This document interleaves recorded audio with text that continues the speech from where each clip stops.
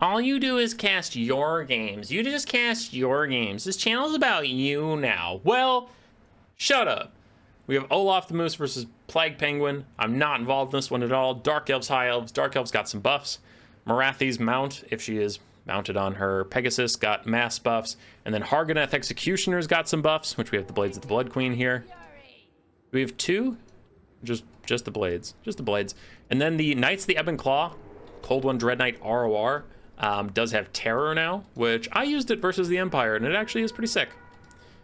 So for the Dark Elf build, we've honestly covered most of it, but we have a Master with Colossal Strike. When did he get Colossal Strike? That feels new, but okay. Master with Colossal Strike. Dark Riders, Cold One Knights, Cold One Knight ROR, the Knights of the Ebon Claw, and then Bleak Swords, Dread Spears, and the Blades of the Blood Queen, Hargoneth Executioner. Regiment Renowned. On the other side, we have Eltharion the Grim, buffed up as well, Apotheosis and Soul Quench, though his Fang Sword and his Mistwalker's Barrage are the two big things that got buffs. Then we have a Spearman front line, backed up by Archers and Lothern Seaguard with some Illyrian Reavers as cavalry. So no Silver Helms, no Dragon Princes, no Rangers, no Sword Masters of Hoeth, so none of the High Elf buffed units getting used here. Blades of the Blood Queen getting the elite infantry treatment since they don't have any shields. 100 armor can only protect them so much as they get shot by all these archers. And Eltharion dove down to get a little bit of poke, but Morathi is after him. She does have anti-large armor piercing dueling stats. Obviously, Eltharion's a better duelist, but she will get some poke here and there, especially if he's not even trying to fight it. He's just trying to run away.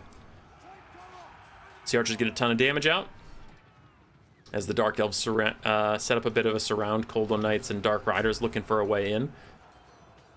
But that is a lot of archers you got to deal with. And the Blades of the Blood Queen plus the Knights of the Ebon Claw trying to get through this Spearman front line. They're certainly elite enough to do it. And even elite spear stats for the High Elves won't keep them safe from the Blades of the Blood Queen. I mean, those are the best infantry killers if they actually get into melee. So, yeah, you're probably doomed there. Terror Out's going to take them, and now a hole has formed. The Dark Elves are trying to get through it.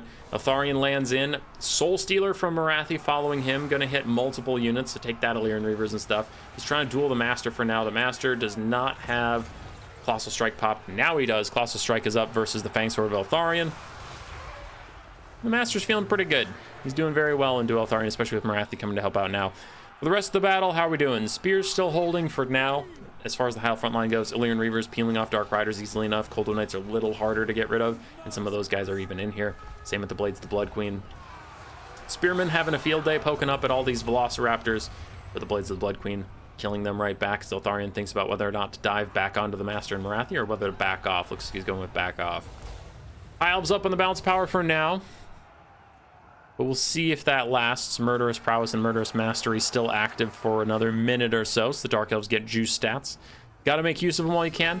And Cold One Knights in a bad situation. They're fighting Eltharion and a whole bunch of Illyrian Reavers, so they just kind of need to swing in any direction and take out what they can with them. That is a lot of good targets for Cold One Knight. They just don't like fighting a 3v1. As Mistwalker's Barrage takes out some of them. Archer support also deterring them a bit, but Eltharion gets dove on by Morathi, and he has been healing himself slowly with Apotheosis, but man, Morathi is taxing that HP pool aggressively. Gets a couple good hits there as he retreats with Apotheosis popped. Another Melkot's out for the Illyrian Reavers.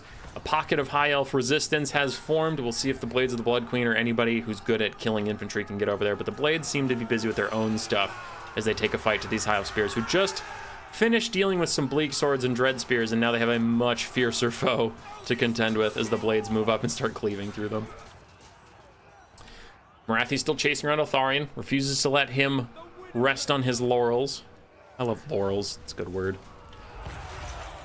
Dark Riders and Cold Knights using the last of their strength to disrupt archers, while Eltharion dives in to get rid of some of them. Knights of the Ebon Claw, that terror is very useful. As you can see, getting rid of those archers where otherwise they might have had a little bit of life left in them. They are terror routing now. These Lothern Seaguard will also terror rout soon.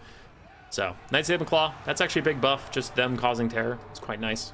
Still have some healthy spears, still have some healthy archers, and the archers are firing at the Blades of the Blood Queen, who are running out of models to keep fighting. Morathi takes an ill-advised fight on top of High Elf spear support with Eltharion. Like I said, she's a decent little duelist, but Eltharion is better overall. Higher weapon strength and whatnot. Fang Sword of Eltharion is popped. Morathi takes a big hit. Where is her companion? Her companion is halfway across the battlefield chasing down High Elf archers, so Morathi is alone as she takes a ton of damage. Uses a Soul Stealer to deter this engagement, heal herself, damage Eltharion and the Spearmen below her as the Golden Knights charge in, but Eltharion's charge through all those guys actually does a lot of damage to the Golden Knights, and the Spearmen are dragging them down. High Elves still have a lot of units left around the battlefield, and the Knights, the Ebon Claw, charge into Eltharion before he can get off the ground, allowing Morathi to land right behind him. Gets him in a bad situation. Now his spear support is over there, just slightly out of range. No, actually, those are Silver and Guard. Those aren't even basic spearmen. Explains how they've been kicking so much butt. But Eltharion is forced to run away. 1,600 HP left on him. Morathi's chasing with 2,800. Now, she has a lot more percentage, but there's a reason I keep saying Eltharion's a better combatant, and part of it is his HP is much higher than Morathi's is overall. Another terror out in onto the Silver and Guard. Knights of the Ebon Claw paying their way with violence and stat debuffs. Dark Elves up on the bounce power for now as Morathi charges in. Gonna land on Eltharion for the 900th time as her and the Master try and take him down, but Mistwalker's Barrage just looks cool. It doesn't actually do any damage to Morathi. A healthy Dread Spear comes out of nowhere. There's two healthy-ish Dread Spears. The Dark Elves trying to hold it down. The High Elves are running out of units, but they still have some scatter on the map. Their superior leadership stats does allow them to pretty much rally if they have like more than 1,000 HP. Any High Elf unit will come back. Eltharion takes a 1v1 fight with Morathi. It goes pretty well for him as he starts to chase her down. Another Apotheosis to heal himself up, and the Master dives onto the archers with light armor. Morathi spamming out Melkoths where she can on Lava and Seaguard. Also with her death passive, life leeching, and then I think her Melkoths is pretty cheap. Oh, I thought it was cheaper than everyone else's for some reason, but whatever.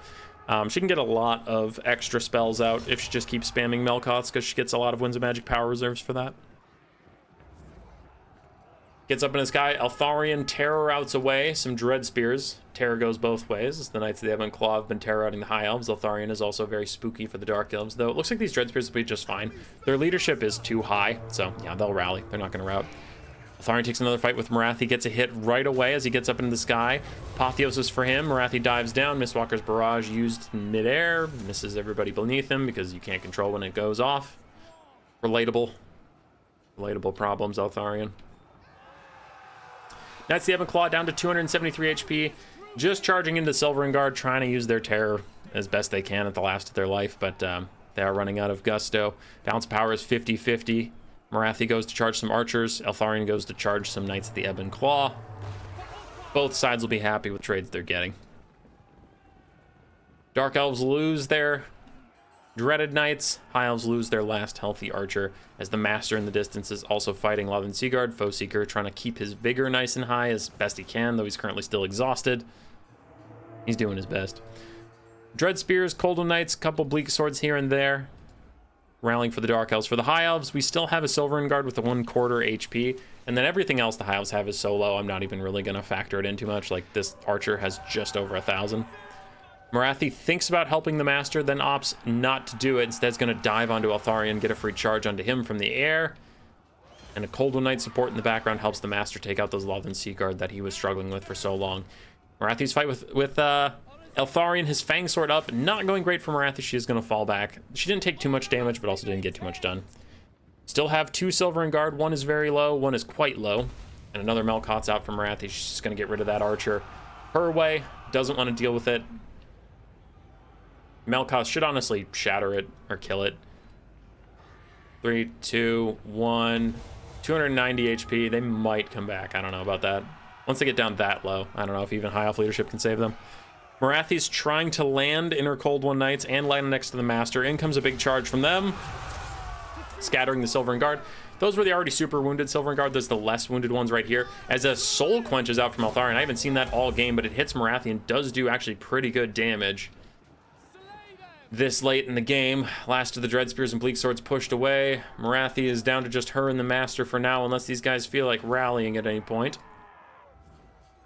Do you have a Soul Stealer? That would be huge. Damage for them, healing for you. There is a Soul Stealer, though she takes a big shot from Eltharion. Can she even be around long enough for it to land? It does.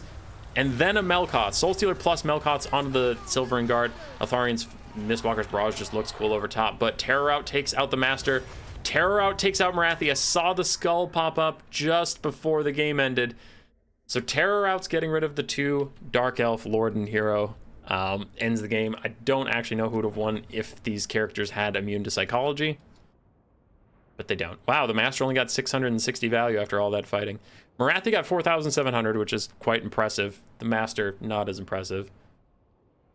Harganeth Executioners actually almost... I think that pays for them? Or close. Considering how much they got pin-cushioned, I didn't think they'd do that well.